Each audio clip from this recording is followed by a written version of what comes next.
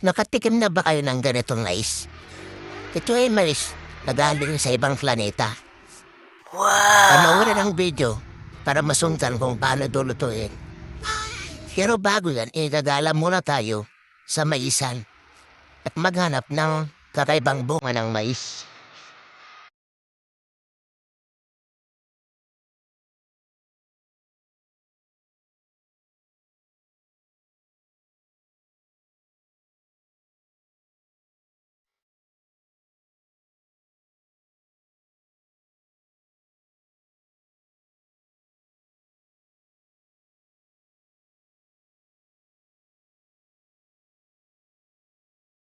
Pitas kang mais ka. Hanap ulit tayo.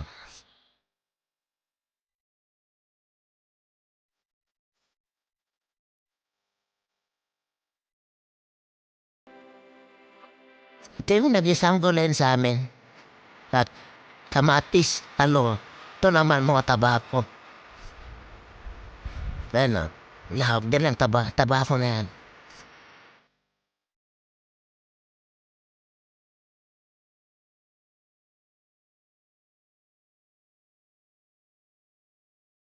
Yari kang mais ka.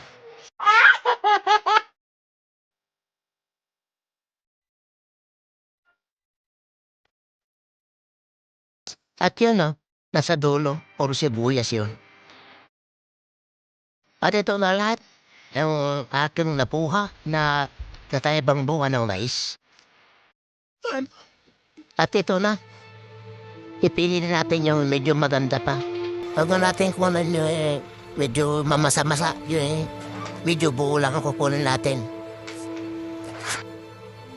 Yung medyo bulok na, itapon na natin yan. Yung mga masa-masa na yan.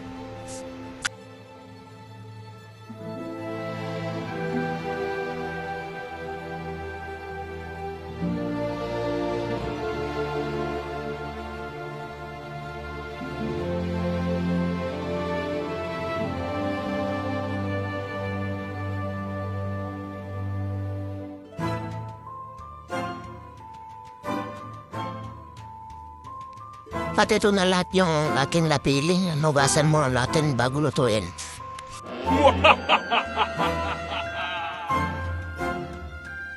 At ito na guys, ready to rock and roll na. At ito na, puna natin lagay itong sibuyas.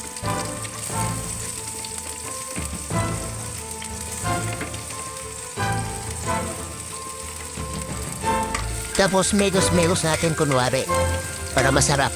Wow!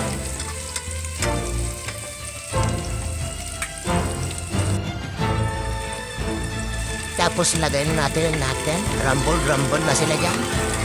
Bahala na si Batman. Tapos mebos natin. At ito na, ilagay na natin to special na bunga ng mais. Ang tawag pala dito ay corn mushroom. At sa iba naman ay tinatawag na corn fungus.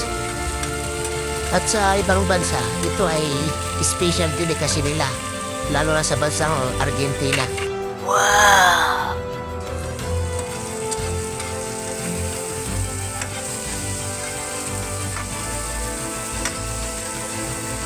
At ito na, tuyo na. Lagyan natin ng konting tubig. Para maluto yung corn mushroom. Lagyan natin ng asin. Saka, ayan, pampalasa. Para maluto. Tapos, migos natin yan. At ayan muna natin kumulo hanggang sa matuloy yan. At ito na, naluto na. Sisintensya na natin kung anong lasa nito. Masarap. Parang lasang mais pa rin. Pero may siya, kakaibang lasa na hindi mo maintindihan. Kaya pala special bili kasi ito lang sa ibang bansa. Maraming pwedeng gawin dito. Pwede na haluan na ito lang yung gulay. O kaya sardinas, igisa mo. Kaya halo mo sa dinuguan. Masarap yan. Pero pag lutuin mo na may sabaw, mangingitim yung sabaw nito.